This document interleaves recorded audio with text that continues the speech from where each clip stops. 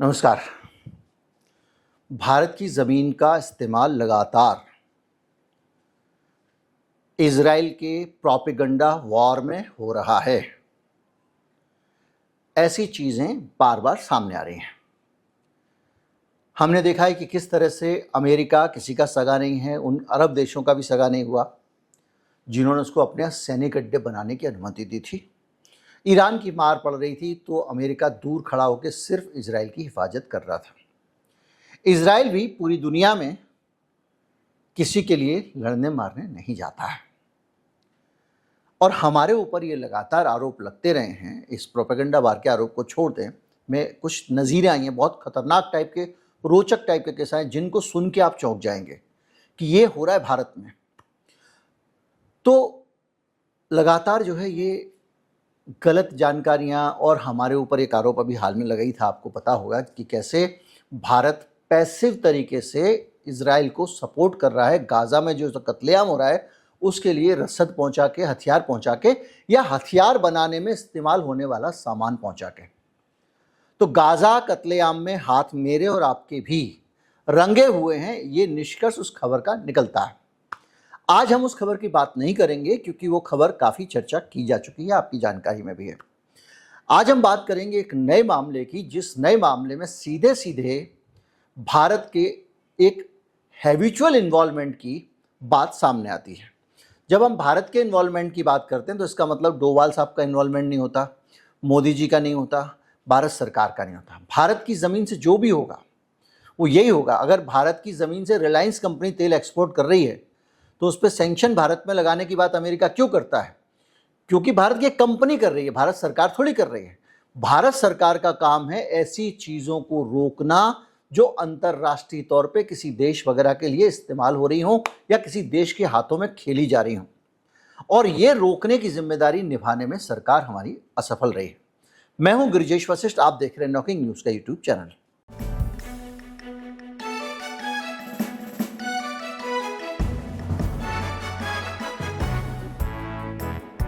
ये जो नया केस है, ये केस ऐसा है जिसने पूरी दुनिया में सनसनी मचा दी है। एक बहुत बड़ी झूठी खबर भारत से उड़ी और भारत से उड़ने के बाद उस खबर में एक खतरनाक मोड़ पे लाके चीज़ों को खड़ा कर दिया। ऐसे समय में जब डोनाल्ड ट्रंप ईरान के साथ में कुछ रास्ता निकालने की बात कर रहे थे, कुछ शांति स्थापना की बात चल रही थी, दोनों के पीछे देशों के बीच में बैक चैनल बातचीत चल रही थी, ऐसे में नेतन्याहू के हाथ में भारत खेल गया कहा जा सकता है। लेकिन हम भारत सरकार नहीं खेली है, भारत के कुछ लोग खेले, बल्कि खेले नहीं, नेतन्याहू के लिए काम किया। उस नेतन्याहू के लिए जिसने पिछले दिनों डोनाल्ड ट्रंप के मारे जाने की झूठी खबर दी थी कि माफ कीजिए, डोनाल्ड ट्रंप पे हमला कर रहा है ईरान, मार डालेगा, और टर्की से वो खाने की कैंटर में घुस के डोनाल्ड ट्रंप को भागना पड़ा था। याद है आपको? वो खबर भी नेतन्याहू की दी हुई झूठी खबर थी। सारी अमेरिका की एजेंसियां कह रही हैं गलत है, टर्की की एजेंसियां कह रही हैं गलत है, ऐसा कोई खतरा नहीं था। इसके बावजूद उसने डराया ताकि ईरान से डरे ट्रंप और फिर से हमला कर दे। और इस केस में भी यही किया गया। हुआ क्या, कहानी सुनिए, बहुत रोचक है।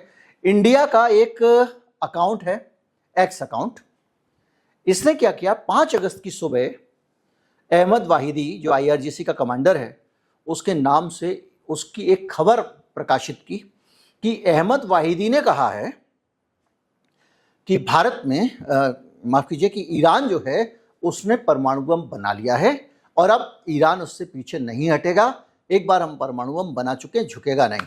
अब आप सोचिए, इतनी बड़ी बात छप गई। अब ये खबर छपने का मतलब ये था कि किसी को भी, जिस तरह का नादीदा मूर्ख मीडिया और नेता आजकल हो गए हैं, सारे के सारे इस पूरी कहानी को समझिएगा, इसका कोई आधार नहीं था। वाहिदी ने कहा नहीं था, कुछ नहीं था, लेकिन खबर छप गई। इस खबर के छपने के बाद कुछ ही देर में भारत के एक और अकाउंट से, ये अकाउंट 1,75,000 फॉलोअर्स वाला अकाउंट था जिससे पहले झूठ निकला। ये अकाउंट हैबिचुअल अकाउंट है। इस अकाउंट को कई बार आइडेंटिफाई किया जा चुका है। फैक्ट चेकर्स ने इसके ऊपर सवाल उठाए हैं और इजरायली एजेंडा चलाता है, यानी रेगुलर इजरायली एजेंडा चलाने वाला एक अकाउंट जो भारत की धरती से चल रहा है। उस अकाउंट के अंदर से एक झूठी न्यूज़ निकली। आज तक भारत ने उसको रोका नहीं है। ये बड़ा सवाल है, क्यों नहीं रोका है। खबर निकली और उसको दोबारा से एक और अकाउंट ने हिंदी में कोट किया। और कहा कि भाई उसने ऐसा कहा है। अब ये अकाउंट इजराइल जाता है, मतलब ये खबर इजराइल जाती है। इजराइल में एक मोसाद कम्युनिटी नाम से एक अकाउंट है। अब मोसाद कमेंट्री नाम का एक, माफ कीजिए कमेंट्री है, कम्युनिटी नहीं है, मोसाद कमेंट्री नाम का ये अकाउंट जो है, इस अकाउंट के अंदर ऐसा लगता है इसको देखने में कि मोसाद का ये ऑथेंटिक अकाउंट है या सब मोसाद की जानकारियां आती हैं, हालांकि इसका उससे कोई कनेक्शन नहीं है। लेकिन मोसाद कमेंट्री इसको उठा लेता है और कहता है कि ये जो पहली स्वीकारोक्ति है ईरान की कि उसके पास परमाणु बम है, यानी ईरान के पास परमाणु बम है। इस खबर को वहां कोट करने के बाद आप सोचिए खबर कैसे, झूठी खबर का बात का बतंगड़ बनता है। कौआ कान ले गया, और कौआ कान ले गया से भी ज़्यादा इजराइल कैसे खेलता है। वहाँ का एक है चैनल 14, चैनल 14 ने इस खबर को बाकायदा ब्रेकिंग न्यूज़ करके दिखाया और माना कि पहली बार ईरान ने माना कि उसने न्यूक्लियर बम बना लिया है, ये वो फला ढिमका, न्यूक्लियर पावर बन गया ईरान। ये खबर एक भारत के अकाउंट से फेंका गया झूठा बयान, उस बयान को रिपीट करते करते और इजराइल के चैनल ने उठा लिया, चैनल 14 ने। उसके बाद उसने जो पोस्ट की थी, उसके इंग्लिश चैनल में जो पोस्ट थी चैनल 14 की, अब एक चैनल पे आ गया है। अब उसको सही माना जाने लगा, उसको तमाम सारा हजारों लाखों लोगों ने उसको फिर से पोस्ट कर दिया। अब क्या होता है, इसके बाद इसकी और क्रेडिबिलिटी बूस्ट होती है, इसको एकदम पक्का सच्चा मान लिया जाता है। 3 घंटे के अंदर प्रधानमंत्री इजराइल का बेंजामिन नेतन्याहू एक भाषण देता है माउंट हरेज में, और वहां पर इसको कोट करता है कि ईरान ने सीधे सीधे मान लिया है कि उसने न्यूक्लियर वेपन डेवलप किया है और न्यूक्लियर वेपन डेवलप करना चाहता है, उसने मंशा जताई है उनके कमांडर ने। इसका मतलब अब तो वो करेगा ही करेगा, न्यूक्लियर वेपन का बनाएगा ही बनाएगा। अब ये मैसेज किसको है? ट्रंप को है कि देख भाई, तू जिससे समझौता करा वो तो परमाणु हथियार बनाने जा रहा है। समझ रहे हैं आप? एक पूरी कहानी, और कहानी यही नहीं रुकती है। उसके बाद अमेरिका मामला पहुंच जाता है। अमेरिका में भी वो जो इनकी लॉबी बैठी हुई है इजराइल समर्थक, वहां पे अमेरिका के माइक वॉल्ट्ज हैं जो अमेरिका के संयुक्त राष्ट्र में एम्बेसडर हैं। अब इजराइल की फील्डिंग अमेरिका का राजदूत कर रहा है, उसने उसे रिपोस्ट कर दिया। रिपब्लिकन के एक सीनेटर हैं रिक स्कॉट, उन्होंने भी शेयर किया, और वॉल्ट्ज ने लिखा कि आखिरकार ईरान वही स्वीकार कर रहा है जो वर्षों से साफ सबको पता था कि वो बना रहा है। समझ रहे हैं खेल? एक पूरी तरह से एक नैरेटिव बना दिया गया और एक कहानी बन गई जो संयुक्त राष्ट्र तक पहुंच गई। बाद में बगैर किसी कारण बताए इस वॉल्ट्स को अपना कदम वापस लेना पड़ा, ट्वीट को डिलीट करना पड़ा। लेकिन डिलीट करने की नौबत कब आई, उससे पहले और भी कहानियां हैं। फॉक्स न्यूज़, अमेरिका के फॉक्स न्यूज़ ने कोर्ट को टेलीविजन पे डिस्कस किया, डिबेट हो रही है इस पे। जो भारत से एक प्रोपेगेंडा छोड़ा गया उस पर डिबेट हो रही है, डिस्कशन हो रहा है। बिल हैमर ने से बाकायदा एक इंटरव्यू लिया जनरल जोसेफ वोटेल का, उसमें इसको पढ़ा कि भाई देखो ईरान ने एकदम करीब करीब एडमिट कर लिया है। अब उस पर बहस हो रही है। इसके बाद कुछ हमारे जैसे खोपड़ी वाले होते हैं, घिस रहे हैं, निकाल रहे हैं, कहाँ पे भैया सोर्स क्या है। बाद में पता चला खबर झूठी निकली। कई बार ऐसा हो चुका है।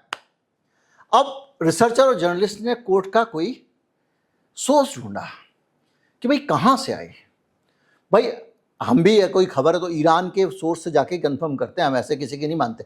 एक बात वैसे मैं आपको बता दूं, आपके लिए भी फैक्ट चेक करना सबको आना चाहिए। जिस धरती की खबर है, जिस शहर की खबर है, वहां से अगर कोई खबर रिपोर्ट हो रही है और उसको कोट किया जा रहा है तो उसको पढ़ लो उसमें क्या लिखा है, वरना कुछ का कुछ बनता जाएगा। तो इन्होंने क्या किया होगा, ईरान के सोर्सेस को सारा सर्च किया होगा, तो ईरानियन मीडिया जो है उसमें तो ये कहीं खबर थी नहीं। अब आप सोचो IRGC के कमांडर का अगर इंटरव्यू है तो कहीं बयान देगा तो कहीं छपा होगा ना। ये कहीं खबर नहीं थी और कोई क्रेडिबल ईरानियन सोर्स भी नहीं मिला। वाहिदी ने कहा है, इसका कहीं कोई रिकॉर्ड ही मिला। और न्यूक्लियर वेपन ईरान ने विकसित कर लिया, इसका कहीं धरती पर कोई प्रमाण ही नहीं है, यानी ये हवा हवाई है। उसके बाद क्या हुआ, जो माइक वॉल्ट्ज है ना, जो संयुक्त राष्ट्र में प्रतिनिधि थे, एम्बेसडर थे अमेरिका के, झट से उन्होंने इसको हटा दिया, उड़ा दिया, डिलीट कर दिया। ये भी नहीं बताया कि ये गलत है वगैरह, इनक्रेडिबल वगैरह है। उसके बाद चैनल ने, फॉक्स न्यूज़ ने ऑन एयर गलती मानी कि भाई कोड जो था वो अनएक्यूरेट था, नॉन वेरीफाइड था, यानी हमारे पास झूठी खबर आ गई थी, हमने उसको कंफर्म भी नहीं किया। फॉक्स न्यूज़ वाले को शर्म आनी चाहिए, खबर आ रही भाई चेक तो कर ले सही है गलत है। नेतन्याहू ने बोल दिया तो सही मान लिया, और नेतन्याहू ने भी बोल दिया बगैर चेक किए। सारे लोग यहाँ भांग पी के बैठे हुए हैं पूरे सिस्टम में। जो भी हुआ कुल मिला के ये कोट आया कहाँ से, जब जांच की गई तो पता चला ये तो इंडिया से निकला है। इसकी टाइमिंग सबसे ज़्यादा महत्वपूर्ण है, क्योंकि डोनाल्ड ट्रंप कह रहा है कि हम ईरान से बातचीत कर सकते हैं, हम रास्ता निकालेंगे वगैरह वगैरह। ऐसे में ये ट्रंप को परेशान करने, ट्रंप को टेंशन देने और उस टेंशन का फ़ायदा उठाने के लिए एक प्रोपेगेंडा दिखाई देता है। ईरान का प्रोपेगेंडा भारत की धरती से हुआ, तो भारत की धरती से जब प्रोपेगेंडा होता है तो भारत सरकार की क्या जिम्मेदारी बनती है, इस पर भी बात करना ज़रूरी है। लेकिन बात करने से पहले सिर्फ दो उदाहरण के जरिए, एक उदाहरण के जरिए हम ये कहें भारत की धरती से प्रोपेगेंडा चल रहा है, ये भी न्यायसंगत नहीं होगा। हमारे पास जो रिकॉर्ड है उसके हिसाब से बहुत सारे मामले इसमें पहले से आते रहे हैं। 2023 में डीएफआर लैब ने कम से कम 25 साउथ एशियन अकाउंट का एक नेटवर्क पाया, जिसमें भारत मेन हब था, भारत आधारित थे। एक ही सामग्री कॉपी पेस्ट करके फेंकी जाती थी और ये सारा प्रो इजराइल नैरेटिव होता था। ये खबर अपने आप डीएफआर लैब्स ने एक्सपोज की कि भारत का इस्तेमाल हो रहा है 23 में। आज 26 से 3 साल हो गए, ये भी नहीं कह सकते कि अभी तो हुआ है तो मोदी जी को करने का टाइम तो चाहिए। डीएफआरएसी की 2024 की जांच में कई वेरीफाइड भारतीय एक्स अकाउंट को इजराइल फिलिस्तीन युद्ध के दौरान प्रो इजराइल सामग्री और भ्रामक और गलत दावों को फैलाने वाला पाया गया। 2023 में अल जजीरा ने नैरेटिव रिसर्च लैब के एनालिसिस के आधार पर बताया कि उसके सैंपल में ईरान अकाउंट से, सारी क्लिप लगा रहा हूं आपको, ईरान अकाउंट से आने वाली इजराइल रिलेटेड सामग्री प्रो पैलेस्टीन सामग्री के अनुपात में 5 गुनी थी। यानी 6 पोस्ट आएंगी तो 5 प्रो इजराइल प्रोपेगेंडा होगा। ये अल जजीरा ने बाकायदा नैरेटिव रिसर्च लैब के एनालिसिस के आधार पर किया था।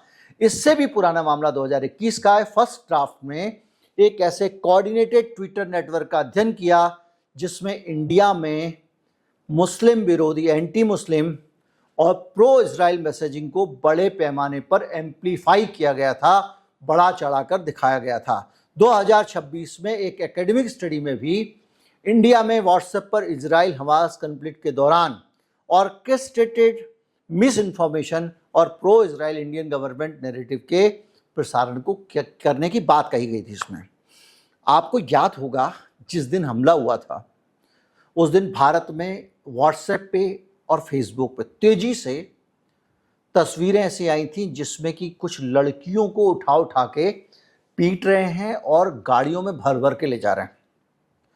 आज आपको वो तस्वीर कहीं पे भी नहीं मिलेगी।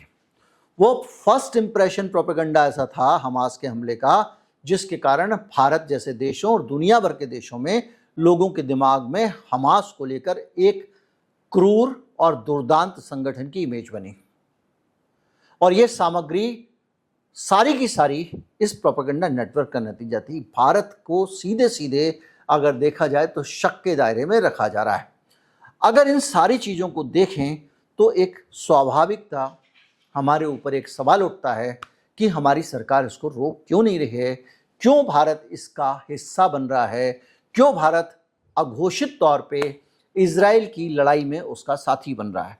क्योंकि जब आप इस लड़ाई में साथी बनेंगे तो दुनिया में इजराइल को नापसंद करने वाले देशों की संख्या ज़्यादा है। इटली की मेलोनी से लेके पूरा यूरोप इजराइल की हरकतों को अच्छा नहीं मानता है। उसके मानवाधिकार उल्लंघन के मामले संयुक्त राष्ट्र में भी बार बार उठाए जा चुके हैं। और उससे भी बड़ी बात, ऐसा कोई सगा नहीं जिसको इजराइल और अमेरिका ने ठगा नहीं। अब हम ये इस पे आते हैं कि भारत की सरकार इस मामले में क्या कर सकती है। सबसे पहले सरकार को यह देखना चाहिए कि अगर झूठे दावे, झूठी बातें दो देशों के बीच में भारत की धरती का इस्तेमाल करके की जा रही है, तो सरकार को क्लैरिफाई करना चाहिए कि ये झूठ है, गलत है। अकाउंट बंद करना अलग बात है, वो तो आपको कर ही देना चाहिए। जब आप हमारी आपकी जो सरकार विरोधी पोस्ट होती हैं उनको सरकार 1 मिनट में हटवा देती है, चैनलों को हटवा देती है, सैकड़ों मामले हो चुके हैं। तो ऐसे में भाई अभी तो एक और चमत्कार हो गया, केरल में सरकार के खिलाफ जो रिपोर्ट थी मुख्यमंत्री के खिलाफ, उनको हटा दिया गया, सरकारी आदेश पता के मेटा पे। बाद में पता चला कि मुख्यमंत्री ने इसकी जांच बिठा दी। उन्होंने कहा हमने तो आदेश ही नहीं दिया था, ये हमारे नाम से किसने हटवा दिया, और उसका विरोध शुरू हो गया। ये अभी 15 दिन भी नहीं हुआ है। तो जब इतना हटाई चल रही है भाई साहब, तो ऐसे में इतनी बड़ी बात हो जाए तो ये गलत जानकारी पब्लिकली सरकार को बताना चाहिए। अगर जानबूझकर फर्जी खबर बनाई और संगठित तरीके से फैलाई जा रही है तो पुलिस, साइबर एजेंसियां जांच करें, पता करें खाते किसके हैं, पैसा कहां से आ रहा है, कौन कौन से खाते आपस में जुड़े हैं, विदेशी संगठन से धन तो नहीं मिल रहा है। आप बात तो करते हो फॉरेन फंडिंग की, लेकिन यहां पर सीधे सीधे इंटरनेशनल एजेंडा चल रहा है और तब कहीं पे कुछ नहीं होता। अगर मामला भारत की सुरक्षा से जुड़ा हुआ मामला भी हो गया एक तरह से, और विदेशी प्रभाव का मामला भी हो गया, तब तो आप सबसे बड़े खतरे में हो। जिस दिन इजराइल आपको पसंद नहीं करेगा या नेतन्याहू के पसंद का प्रधानमंत्री इस देश में नहीं होगा, उस दिन वो आराम से उठा के रुख मोड़ देगा हमारी तरफ। इसलिए इस पे भी काम करना चाहिए। अब सरकार ने क्यों नहीं किया होगा, एक बड़ी बात है।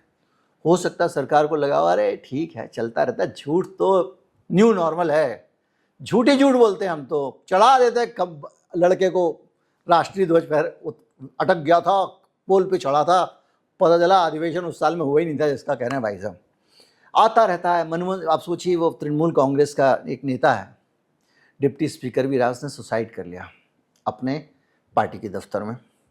क्यों कर लिया भाई? इसलिए कर लिया कि उसके ऊपर बहुत सारे इतने ज़्यादा भ्रष्टाचार के आरोप लगाए इन लोगों ने कि वो अंदर से आहत हो गया। उसको लगा मैं ईमानदार नेता हूँ यार, मेरी छवि इतनी खराब हो गई, लिख के गया सुसाइड नोट में। मनमोहन सिंह के बारे में भी मैंने पिछले दिनों सुना कि मनमोहन सिंह के ऊपर भी 2G घोटाला वगैरह वगैरह में रेनकोट में नहाने जैसे इतने झूठे प्रोपेगेंडा आरोप लगाए गए जो कहीं थे ही नहीं ज़मीन पे। उससे वो भी बहुत हर्ट होते थे, क्योंकि जो भी ईमानदार आदमी होता है ना, वो बर्दाश्त नहीं कर पाता, बेईमान को तो कोई फर्क ही नहीं पड़ता। तो ये जो झूठ फैलाने का इतना हमारे यहाँ चलन चल रहा है, इस महाझूठ के महायज्ञ में अरे 4 और सही इजराइल की तरफ से ये माइंडसेट रहा हो। या हो सकता है कि सोशल मीडिया पर जो गलत सूचना है उसके पीछे कहीं कुछ ना कुछ कहानी रही होगी, या हो सकता है एजेंसियां पर्दे के पीछे जांच कर रही हो, अभी तक सार्वजनिक ना किया हो, 3 साल से जांच चल रही हो। जो भी है, भारत का नाम इसमें आ रहा है भाई। और जिन एनालिसिस की बात कर रहा हूँ ये वेस्टर्न मीडिया पे छाए हुए हैं कि भाई बात का ये सोचिए ना, इंडिया की एक एजेंसी ट्वीट करती है झूठा बयान, उसको दूसरी एजेंसी ट्वीट करती है, उसके बाद उठा के उसको ये वहाँ पर इजराइल में ट्वीट किया जाता है, उसके बाद वहाँ का एक चैनल उसको उठा लेता है, उसके बाद उनका प्रधानमंत्री उसको ट्वीट कर देता है, उसके बाद फॉक्स टीवी पर अमेरिका में बहस शुरू हो जाती है। ये कुछ छोटी चीज़ें हैं। वहाँ के सांसद शुरू हो गए, वहाँ के सीनेटर शुरू हो गए, संयुक्त राष्ट्र में उनका एम्बेसडर शुरू हो गया। और इसका मूल कहाँ पे है? ये फुंतरू किसने छोड़ा? भारत ने छोड़ा। तो मुझे लगता है कि सरकार को इस पर जरूर सोचना चाहिए गंभीरता से कि ये जो प्रोपेगेंडा मशीनरी है और जो खेल है, इस खेल से भारत को दूर रखने की जरूरत है। हम इनके चक्कर में क्यों किसी से दुश्मनी या दोस्ती लें? और क्या जरूरत है? सिर्फ आपको एक इस्लामोफोबिक एजेंडा को चला के कुछ वोट कमा लेने हैं, उसके लिए इस हद तक मत जाइए, बस राष्ट्रीय सुरक्षा से मत खेलिए।